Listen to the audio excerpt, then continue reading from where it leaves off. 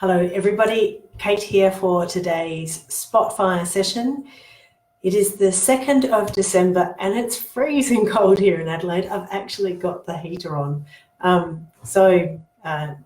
Welcome summer, but it's going to get hotter during the week, which is really cool. So I wanted to talk to you today about the silly season, because so many people I know are so stressed because it's December and there are so many things that need to be finished before the end of the year. There's lots of social events happening at this time of year and people are tired, stressed, and they are very close to having to spend time with family, which for some people is very stressful as well.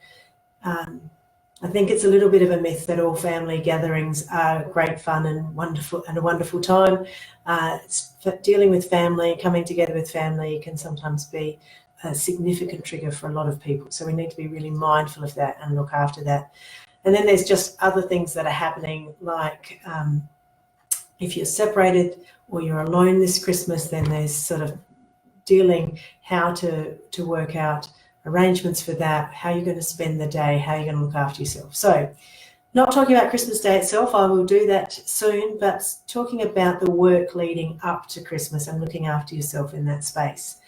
And the number one thing that I think we need to do, well, I'm going to give you 5 tips today, 5 tips to look after yourself in the silly season. But the number one tip is you need to slow down to speed up. And we need to do this all the time with respect to many things.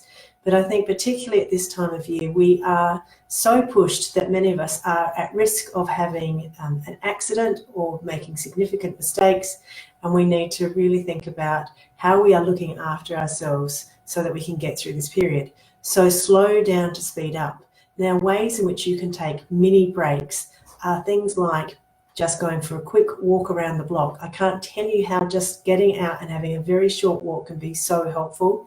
You can take mini naps in the car.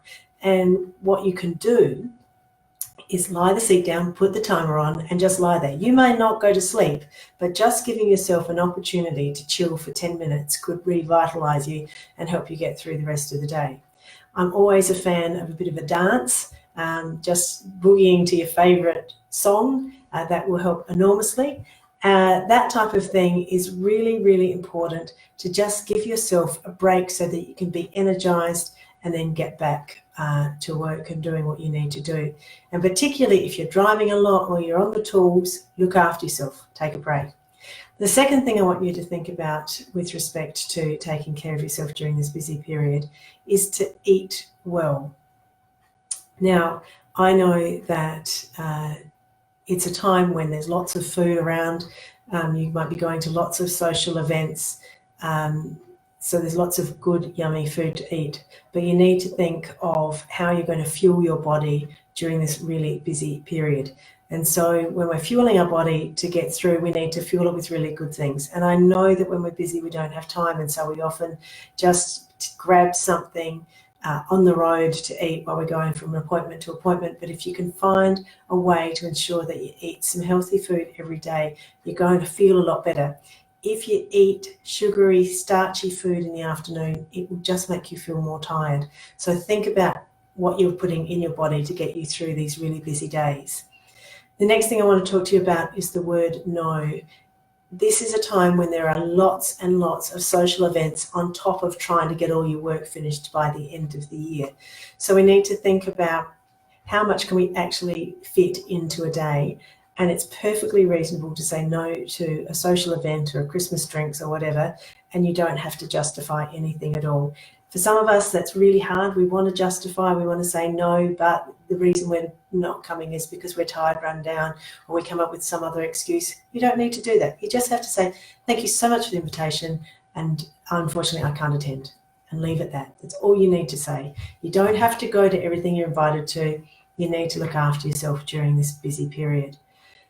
The next thing I want you to think about is your sleep. When we're tired and run down, we often don't sleep very well, and we sometimes even don't go to bed. Even though we're tired, we don't go to bed because we're worried about sleeping. And what can happen is particularly in this day and age of Netflix and Stan and the like, we think we'll just watch one episode of something, and before we know it, we've binged an entire series of something, or we've just watched 2 or 3 episodes.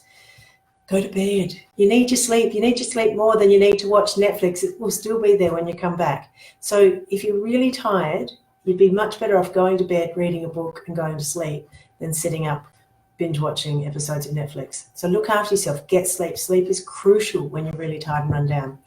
And the final thing I want to talk to you about, and this is so important, is that when we are tired, run down, we are likely to be really grumpy. And we're likely to be really grumpy with the people that we care about the most, our family and partners or whatever. And so we might have worked all day, we're really tired, we come home, and then suddenly we snap at that person that we love. If you've come home tired and grumpy and you walk into something and you feel that you're triggered, then my suggestion to you is to walk out the door, go for a walk around the block, process your thoughts, think about what you want to do when you get in the door, and then start again.